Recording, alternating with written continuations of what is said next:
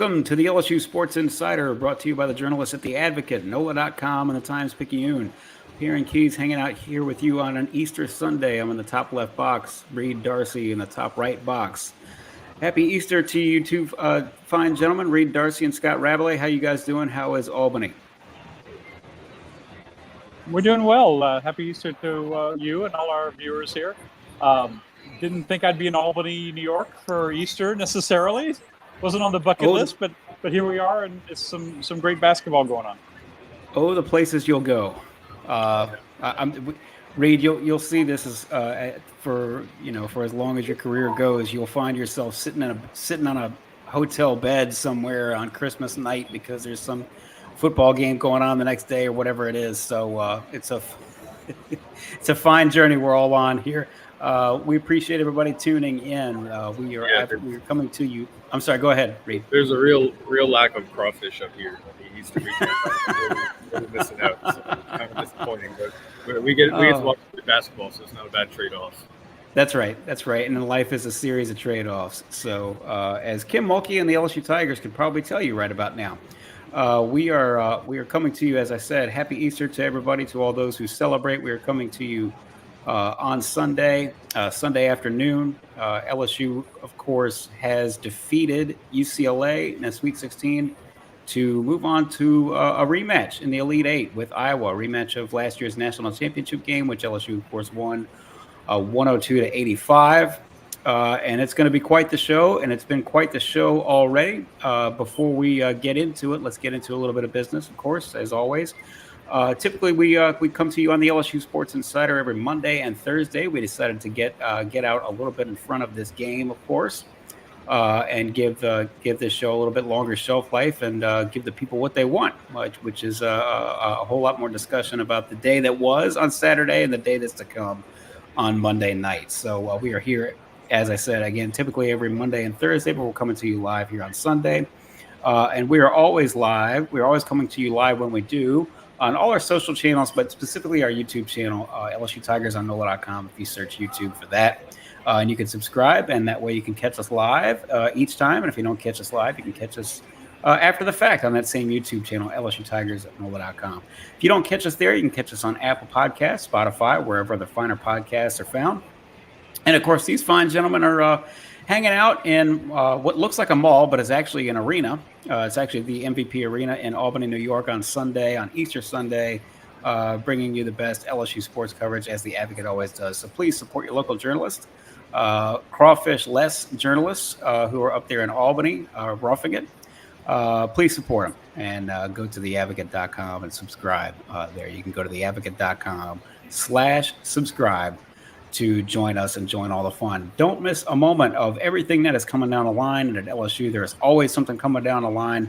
Plenty of sports going on. Obviously, the spotlight is front and center on the LSU women. So, but please don't miss anything else. You can get all the headlines, all the LSU headlines delivered straight to your inbox with the LSU newsletter. To sign up for that, you go to theadvocate.com/LSU newsletter. And as always, we are brought to you today and every day by Champion Wealth Strategies. Champion Wealth Strategies is a national financial services firm specializing in the markets of securities, 401ks, and college and retirement planning.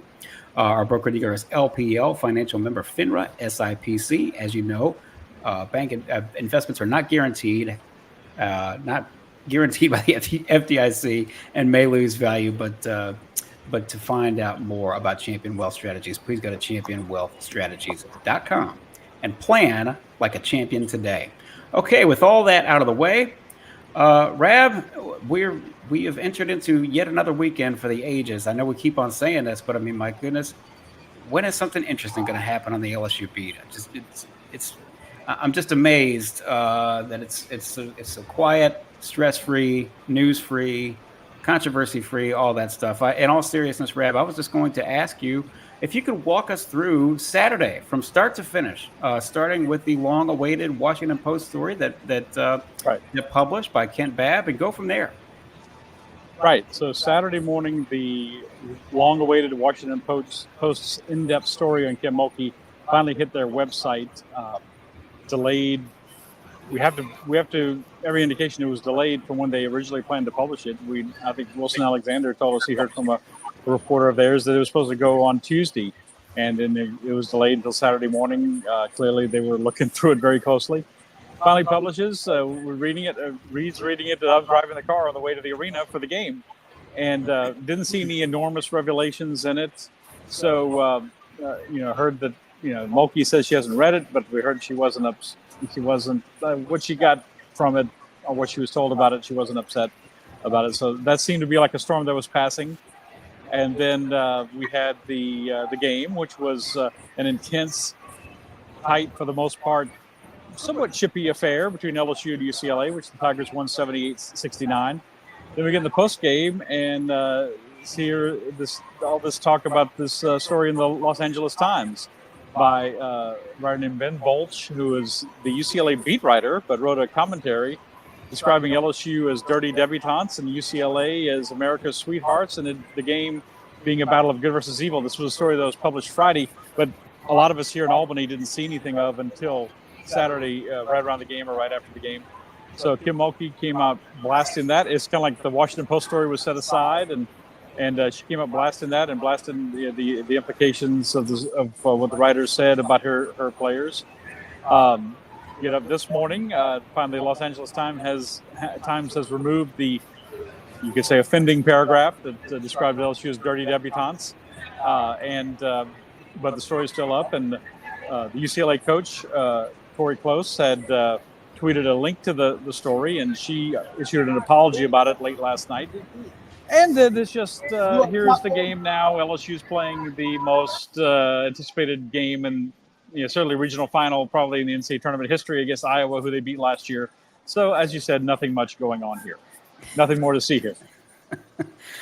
Reed, before the mics got hot, as we say, Reed said he got a great night's sleep last night because I'm sure you guys got sort of run through the woodshed. Not that we're working offshore coal mining here, but right. it was a long day from start to finish.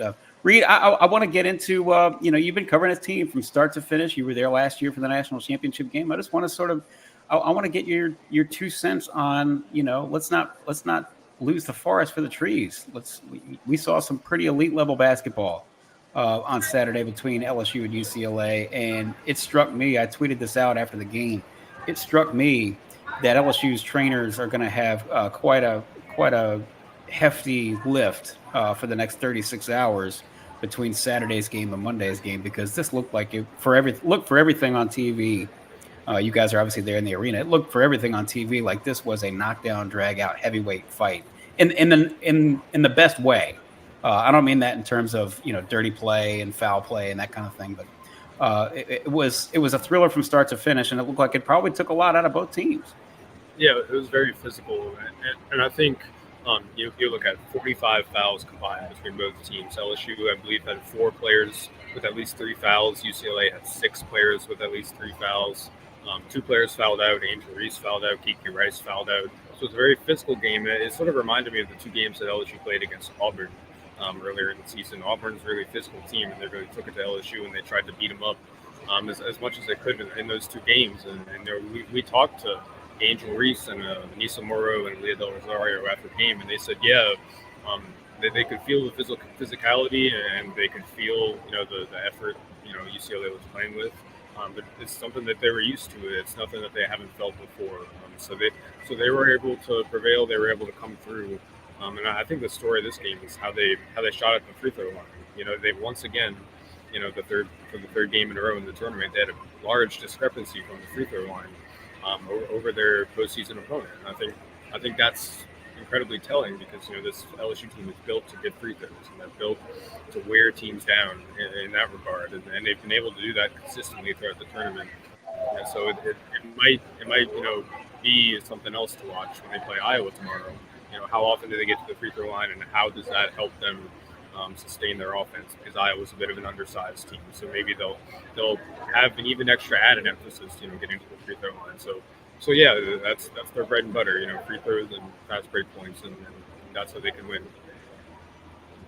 In a big game, in a heavyweight fight such as this one, it sure helps to have your best players play at their best. Angel Reese and Flau'jae Johnson played at their best. Reed, I was just going to ask you just how, I know Flau'jae said that this was not the greatest game she's ever played, but for everything, it sure looked like an extension of what we've seen out of Flau'jae over the past, I don't know, 5, 6, 7, 10 games, where she's being that much more assertive and that much better a basketball player, frankly. Just how dominant's the wrong word, but just how clutch was Flau'jae Johnson here and with her basketball skills. Yeah, she won't say it, but I will. I think that was the best game I've seen her play in an LSU uniform. When you think back, you sort of look at her first game in the SEC tournament against Auburn. She had 23 points or something like that, I believe. So she had another great game there. Yeah, but like you said, this has sort of been building for a while. She's been playing really well, especially in the last month or so of the season. And what really jumped out at me is the play she made defensively, right? She had 2 blocks and a steal. And it was sort of in the last minute after she made that layup underneath the contest from Lauren Betts. After that, she blocked Betts on the other end. She sort of poked her shot from behind and got the steal. So that was crazy. And how tall is Lauren Betts? Just in case everybody forgets. Lauren Betts is 6'7". Flau'jae is like 5'9", 5'10".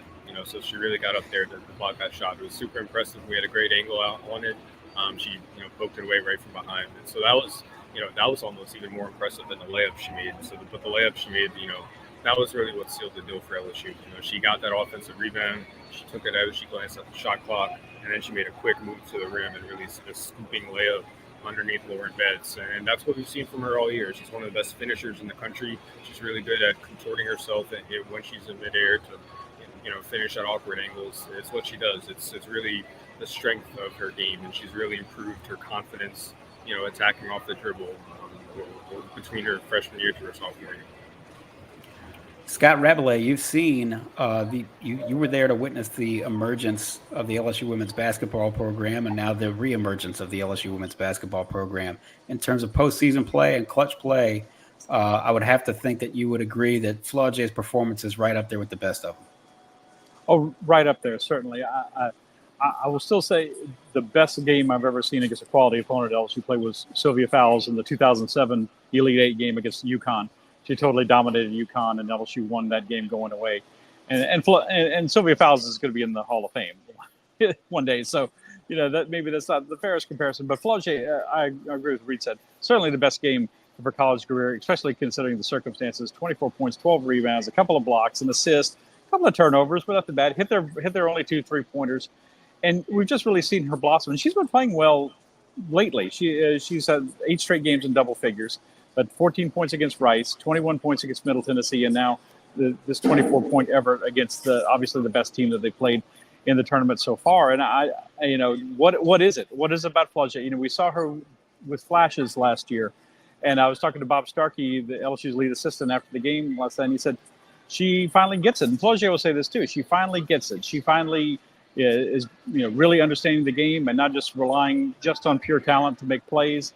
And she's become a student of the game, studying a lot of film, and becoming a much more consistent player. And I tell you, if Angel Reese departs LSU after this season, after a lot of people think she will, I think we might be saying going into next year, this is Flau'jae Johnson's team. Oh, without a doubt, it'll be Flau'jae. In terms of just pure scoring, it'll be Flau'jae and Michaela, but I don't think anybody would, certainly at this point, would contest the notion that it would be Flau'jae in terms of whether she's actually the team captain or not. She's the one who's driving the bus, and she's often the emotional leader now. Right, she's often the emotional leader of this team as well. She plays with a lot of passion, a lot of fire, a lot of spirit, a lot of joy for the game. Kim Mulkey spoke about that this morning at the press conference we had to preview the Iowa game. Just plays with a lot of joy. And you know what's going on with Flau'jae, and it's she's got a lot of reason to be happy with the way she's playing, and obviously the way her team is playing right now for sure. Reed Darcey, this game again was something of a heavyweight fight, but let's not gloss over the notion that UCLA took a lot of 3-point shots and missed a lot of 3-point shots, and Iowa is just flat out not going to miss that many. UCLA finished 7 for 32. I don't have it in front of me, but I think they were something like 2 for 9 in the first half in 3-point shooting, and probably started off even a little bit worse than that, UCLA. what was the, how did that come to be, and what will LSU have to do on Monday night against one of the better outside scoring teams that we've ever seen? I think they're just missing shots. I don't think it was just anything that LSU did special defensively. They sort of got a bunch of good looks. They got the looks that they wanted, and they just missed. And that's sometimes the way it works. Teams like that, you live and die by the three ball. It's not anything revelatory. It's not anything specific that LSU did. I think UCLA just missed their shots. I think they started 2 of 17, I believe, in the first half. Then they started to heat up a little bit in the third quarter, and that's really what keyed them in order to make it a close game in the second half. But then they cooled off again, and Flau'jae took over, and LSU's offense, found a rhythm again. But like I said, live and die by the three. They fell into a 10-point hole in the first half because they missed a bunch of threes, and then they climbed out of it because they made a bunch of threes, and that was really the story of the game, in my opinion. So, when you look at Iowa, again, like you said, they're one of the best three-point shooting teams in the country, and that's not just including Caitlin Clark. They've got a lot of other players who can shoot really well as well. And so if I'm LSU, that's something that's concerning, because some of their post players can actually step outside beyond the arc and shoot, and that could be tricky for Angel and Anissa, because they're so good around the glass. They're so good at grabbing rebounds that if they're having to go out beyond the three-point arc on defense, then that could limit some of the rebounds they can get, which is bad news for LSU, because they really try to emphasize grabbing rebounds, and they really try to make it a part of their identity. So just watch exactly what Iowa does to space the floor and to bring Angel and Anissa out on the perimeter. I think if they can do that and shoot efficiently from beyond the arc, then they can probably beat LSU. But LSU does have the size advantage inside over Iowa, so they can get probably most of what they want on their offensive end of the floor. So it'll be interesting. It'll be interesting to see how they match up there. Right. Go ahead, Rab. A lot of people think, what is the secret to Kim Mulkey's success? Why do her teams win so much? Why have they won 9 straight games in the NCAA tournament? She focuses on playing defense, focuses on rebounding, and they don't rely on the three-pointer, and they focus on getting to the free throw line, as Reed talked about in the first game, 24 of 31 yesterday. It's not a huge secret. It's just doing the fundamental things really well. And to my way of thinking, this is a way to win a lot of basketball games. I know Alabama's men rely on a lot of three-pointers, and they're in the Final Four for the first time. But I think they're going to have a hard time beating UConn. I think winning 6 straight games with that style is difficult. I think winning 6 straight games with Iowa's style is difficult. And so I think because LSU has that size advantage, they benefited from UCLA not just missing a lot of three-pointers yesterday, but just barely throwing the rim and just shooting air balls. There were a lot of the shots that were just dreadful. But they benefited from that. But in general, maybe LSU's defense had a little to do with that, and their defense is much better than it was earlier in the season. I think if they'll, Colorado, they got wiped out by Iowa yesterday by 21 points. If it was LSU and Colorado in this regional final, I think LSU would have been very happy to see Colorado again in a rematch with a trip to the Final Four on the line. But that's what makes Kim Mulkey's teams consistently winning: defense, rebounding, going to the free throw line. If you can do those things consistently, you're going to win a lot of games. That's what her teams do, and that's why they're in the Elite Eight for the second straight year. You guys just finished up a press conference this morning, Sunday morning, with LSU and Iowa and Kim Mulkey and the crew.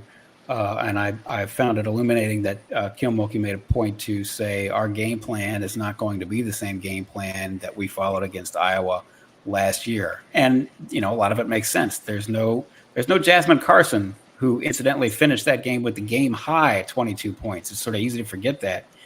6 threes in the first half, if I'm not mistaken.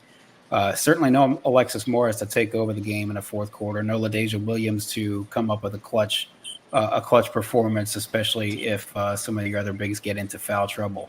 What do you expect? And I'll leave this with you, Reed, to start off. What do you expect to see in terms of what LSU might try to do offensively? You discussed defensively what they got to do. But offensively, how might they attack this particular Iowa team, which is different as well? Yeah, I think when Mulkey said that, she was more referring to their offensive game plan, not having Alexis, Jasmine, and LaDasia. It's big because those 3 combined for 63 points last year in the title game, and they don't have any of them. They don't have all 3 of them. They're all off to their careers. So it'll be interesting. I think the offense might look different, but the defensive game plan is probably going to stay the same. What they really tried to do last year was They sort of let Caitlin Clark get hers. They let her shoot from the three. They really didn't. They didn't try. They wanted to prevent her from driving the lane and penetrating.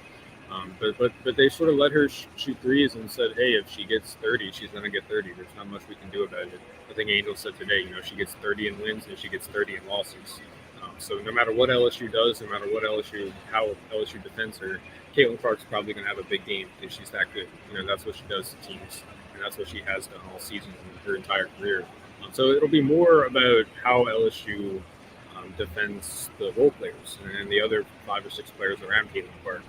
Last year, they really tried to key in on Monica Sonano, their post player who had a great season last year.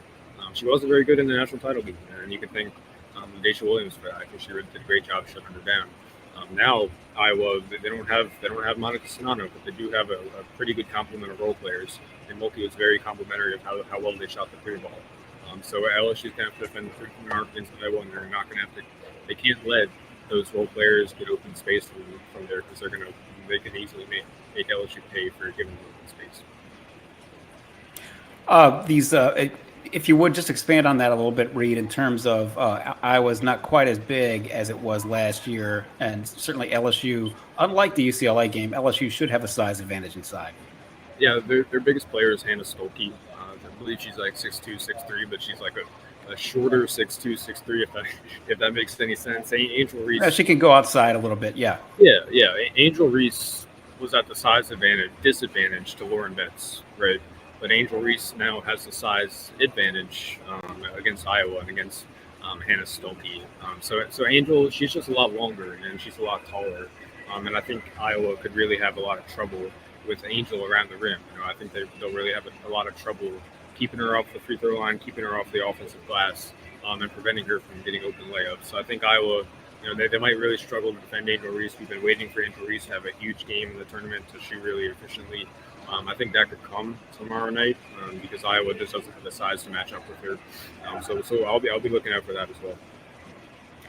LSU second in the nation behind UCLA, incidentally, in rebounding margin. LSU is plus 12.7. Iowa is, I can't count this quickly, but Iowa is a good ways down the list, for somewhere in the top 20, but toward the bottom of the top 20, plus 7.6 rebounding margin. Rab, I bring this up not because we're trying to stir the pot, which we are occasionally accused of doing. It might be guilty of, but no, I bring this up because I think it's legit, because we've seen this over and over and over again, that this has potential to be certainly a physical game. We expect that. But do you expect to get chippy? Well, you'd have to expect that, considering everyone remembers the image from the championship game last year of Angel Reese walking past Caitlin Clark and pointing to her ring finger. And let us not forget Caitlin Clark in the Elite Eight game last year against Louisville, waving a hand towards Haley Van Lith like, you can't see me, when Haley Van Lith was playing for Louisville. So, right. It cuts both ways. And I think a lot of the focus is on what LSU does and what they do. And Caitlin Clark sometimes gets a pass with some of her similarities. But yes, I would expect it to get a little chippy. Like, Iowa wants to beat LSU. The LSU took them out last year in the championship game. They know, and Caitlin Clark knows, people are saying she could be the best player, considered the best player in the history of women's basketball if she wins a national championship. And this is her last shot. And so LSU's standing in their way. LSU stood in their way last year. And LSU's had to hear all the Caitlin Clark hype for a year as well. And frankly, some of that hype is she's the golden child, and LSU's the, for lack of a better term, bad girls of women's basketball. As we've seen people write, as good villains, the good villains, as Angel said. Yeah, the good villains, and they've certainly embraced that role.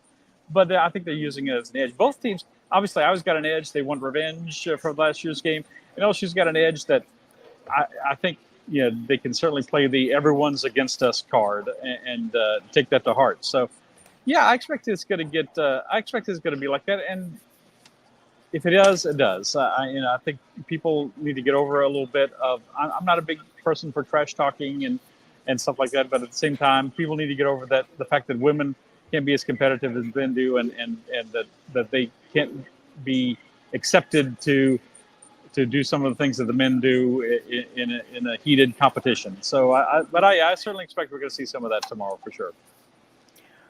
It wouldn't surprise me, first of all, given how we saw last year's game, but also given how it seems to have been for much of this tournament, that we're going to see it possibly because of that potential influence that the refs are going to call it a tight game. That can work. That can work both ways for LSU. Obviously, Reed, you mentioned LSU is built to get to the free throw line, and the discrepancies between free throws between LSU and its opponents this postseason has been noticeable, leading to many people, running the tinfoil hat conspiracy theories as well. Nonetheless, LSU is built to get to the free throw line. That certainly can be a benefit to them, but LSU is, as we've said over and over and over again this year, 7 players deep, and that's about it. And they were sort of living on the edge against UCLA. They can't really afford to have their players get into too much foul trouble. Can you just sort of discuss that a little bit further? Yeah, that's something that Angel has really struggled with this tournament. I think foul trouble. There's been a lot of foul calls. Obviously in every game they played. But when the free throw discrepancy, I've seen some people, online say, oh, LSU, of course they get a good whistle. The refs treat them too well. But their opponents, especially Middle Tennessee and UCLA, they took a ton of threes, and when you take a ton of threes, you're not going to shoot a lot of free throws. So that's probably the largest reason behind the discrepancy. That's just the way Kim Mulkey wants them to play. That's the way she built the team, and that's the way Angel Reese really wants to score most of her points. It's off the free throw line. Anissa Morrow is the same way. They're built to funnel all the offense to the rim, funnel it into the post, funnel it in the paint, and get layups and get free throws and get offensive rebounds. That's what they're built on, and that's what's going to carry them through the tournament. Kim Mulkey, thinks that that can be consistent game to game to game. Whereas if you're built on 3-point shooting, that can be up and down. You can't really rely on that as consistently as you can layups and free throws and paint points. So that's really what they're trying to do. That's the recipe. That's the plan for them to get back to the Final Four. And so whether they beat Iowa or whether they lose to Iowa, they're going to go down playing the way that they want to play. That's the one thing we know for sure. Rab, what would you do anything? Would you try to do anything different in terms of making sure that LSU stays out of foul trouble? I don't know how much they can do. They're going to try to play a physical game and impose a physical game on Iowa. So you're going to have to live with some fouls. And as Reed said, there's not much of a bench. They played 7 players yesterday. They'll probably play 7 players in Monday's game. And you just have to be smart with it. You have to try to, but they're on the edge sometimes. Yeah, Haley Van Lith took a charge that fouled Kiki Rice out of the game yesterday that could have gone the other way. But Kiki Rice, they said, put out an arm and gave her a shove, and that was the call. So no, I think they're going to play that aggressive style. And try to disrupt the game as much as they can with their defense and getting in the passing lanes and that sort of thing. So, no, I would expect a similar approach to LSU had against UCLA. One other thing before we sort of start to wind this down, this is, Rab, you mentioned this. This may be the most anticipated regional final in the history of the history of the NCAA women's tournament. The championship game last year drew 9.9 million viewers across ESPN platforms. That easily outdistanced some of the biggest college football games of that season. I don't know that they will get to 9.9, but this has the potential to be maybe the most watched women's basketball game this season, at least leading into the championship game. Can they hit the over on 9.9, or is it going to go somewhere near there?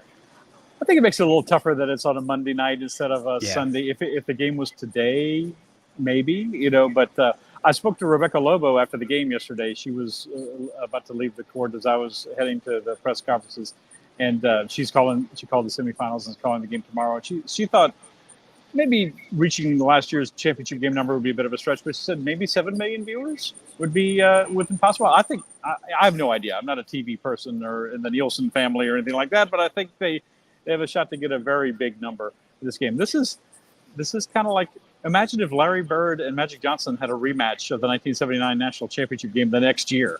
what kind of number would that have drawn for a college game? They went on to play in the NBA, of course, many times, but in the college game, what would that have been like? I think these two teams and these two star players are kind of in that vein. And I think a lot of folks are going to be turning out. There's no competition from the men's tournament on Monday night. The men's Final Four, we said the regional finals end today, and I think it'll be I think it'll be a very big number. If it was 9.9 million last year, at least half that. At least 5 million people I think are going to watch. I don't know if 7 million is a accurate prediction, but I think it's going to be a lot. I think it's going to be a lot. And I think we'd be remiss if we didn't mention the other game that night, the other game on Monday night. UConn's playing USC. That's going to be Paige Beckers. Oh, 100%. Juju Watkins. And that's going to be fun as well. So there's a ton of star power on the women's side right now. Lots of star players. They're all playing Monday night. All four of them are really. They're going to go after it Monday night. It's going to be really fun to watch. So if you're an LSU fan or just a basketball fan in general, I would recommend you watch both games. Because you'll really see exactly what kind of star power the women's game has to offer. Because those girls can play. All four of them. They're all really all stars. Yeah. Juju certainly put on a show in lifting. She didn't do it single-handedly, but she certainly put on a show as a true freshman, leading USC past Baylor. A very, very game effort by Nikki Collins' Baylor basketball team. Rab, I will Reed. Of course, you're the beat writer, so I won't stick it to you here, but I will stick it to you, Rab. Thanks. No problem. That's what I'm here for. We've got a much ballyhooed heavyweight fight. Another one coming up here down the line. This is something that everybody's been waiting for. In addition to LSU versus South Carolina, these are the two headline teams. There's just no doubt about it. And so, with that in mind, what happens on Monday? And then after what happens on Monday between LSU and Iowa, whom do you expect to see in the Final Four in all four regions? Okay, I will say, I went into the regional thinking that the UCLA game for LSU was a lot like the Utah game last year in the Sweet 16. And that was LSU's closest game. And we've talked several times on this. We talked several times on this podcast. LSU had a little good fortune to get past Utah in that game. They won by 3. It was their closest game of the entire tournament, including the game in the Final Four with Virginia Tech and the national championship game, which LSU won by 17. Maybe it's because LSU beat Iowa by 17 last year.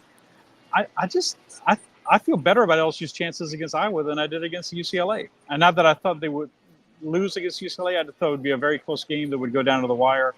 And, of course, LSU hit that 14-2 run at the end of the game and pulled away, making a lot of free throws and getting some key defensive stops.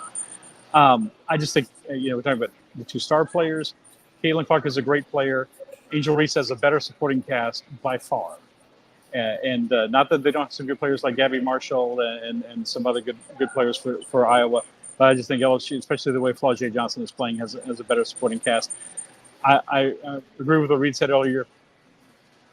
Caitlin's going to score her points. If she gets 30, 35, that's fine. You can't let her get everyone else involved in the offense. She's had 5 NCAA tournament games. Yesterday was her 5th NCAA tournament game. She had over 25 points and over 15 assists, believe it or not. She had 15 assists yesterday. And 3 of the 4 games they lost this year, Iowa, she had single-digit assists. So I think LSU's got to keep her from getting everyone else involved in the offense as much. And LSU's very good at getting in the passing lanes, making steals, disrupting your offense that way. So they've got to do that tomorrow. Not that LSU can't lose, certainly not. Caitlin Clark can take over a game, but I think she's they call her Ponytail Pete, and there's been a lot of allusions to Pete Maravich. I think she's a little like Pete Maravich in this game. She's the great player, but the four supporting players are not quite as good as the players on the other side for LSU. So I like LSU to cut down the nets again at Iowa's expense and get back to the Final Four. Who I think is going to make the Final Four? I think South Carolina. I think South Carolina will beat Oregon State here today. We'll find out, obviously, if I'm proven right. I think UConn is going to win, and then this is the other final is. I guess I want to say Texas, but I'm not exactly. Texas had the big. Not saying it with conviction. Not saying it with conviction. No, I'm not. So. But I'll say Texas. I think Vic Schaefer's a really good coach, and obviously they're going to be a lot for everybody to deal with in the SEC starting next year. Reed, in closing, anything that you say, let's just play this thing out and say LSU and Iowa are going at it in the first quarter. If the game is going a certain way, what will that tell you? Anything you want to, things that the average viewer should be looking for, who maybe is just now starting to peek in on the LSU women, things that you want to, if you're watching this game in the first quarter and things are going well for LSU to start off, what will have happened? Iowa will have missed their 3-pointers or missed a lion's share of them. I think if Iowa starts out hot from 3-point range, LSU is in big trouble. First thing I would watch for is how LSU chooses to defend screen and roll actions with Caitlin Clark. I think that'll tell you a lot about their strategy and a lot about how they're really trying to approach the game and how they're trying to keep Caitlin Clark's teammates from beating them. So yeah, watch how LSU defends Caitlin Clark's screen and rolls. Watch how active Anissa Morrow is. I like Rab's point about how LSU is good about getting steals, getting in passing lanes, getting deflections. Anissa Morrow is probably the best LSU player in that regard. She can really hang with larger post players down low in the paint, and she can get out on the perimeter and disrupt things, guards, get steals. We'll do stuff like that. So Anissa Morrow is a player who can switch out on the Caitlin Clark if they want to, or they can keep Flau'jae Johnson or Haley Van Lith or Lasker Poa on Caitlin Clark. So it'll be interesting to see what kind of game plan they have. It all starts with those screen and rolls, with Caitlin Clark up top. Watch those, watch how LSU defends them, and that'll tell you a lot about how they want to defend Iowa. LSU and Iowa, 6:15 p.m. Monday on ESPN. The rematch is here. It should be a blockbuster, depending on where you shop. Iowa is a 1.5-point favorite. The total is 169, and if you're not any good at math, that means that you're talking about two teams that the suggested final score would be somewhere in the 80s for both of those teams. And that's not surprising, given the fact that Iowa is the leading scoring team in the nation, 91.9 points per game. LSU is the third leading scoring team in the nation at 85.9 points per game. It ought to be a real show. Gentlemen, we appreciate you coming in on a Sunday, going crawfish-less on a Sunday in Albany, New York,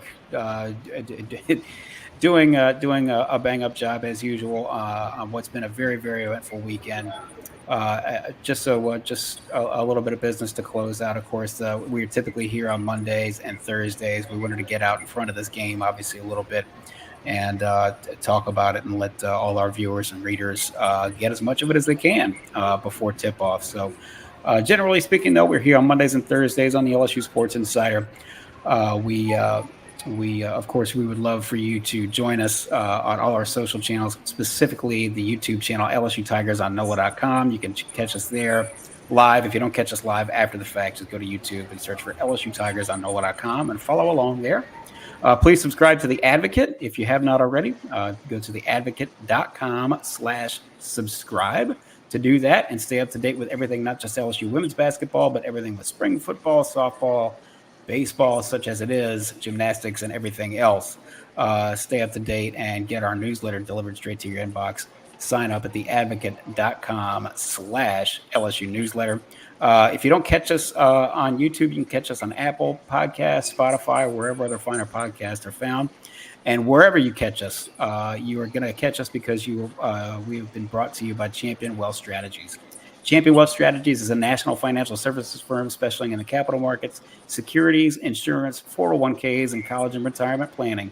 Broker-dealer is LPL Financial Member FINRA, SIPC. As you know, investments are not FDIC insured, may lose value, and have no bank guarantee. Contact Champion Wealth Strategies at championwealthstrategies.com and plan like a champion today. Gentlemen, please enjoy your Easter, such as it is, and have a cold one wherever you are in a cold part of the country in Albany, New York right now. It's going to be quite a show. We appreciate all the hard work you guys have done on what was a long Saturday with everything that happened on Saturday. And there's sure to be more fireworks to come, because why wouldn't there be? Because it's the LSU beat. So, gentlemen, we appreciate it. Please get a good night's sleep, and we will see you on the other side. Reed Darcey, we appreciate it. Scott Rabalais, we appreciate it. To all of you listeners and viewers out there, happy Easter for those who celebrate. I'm Perryn Keys. This has been the LSU Sports Insider.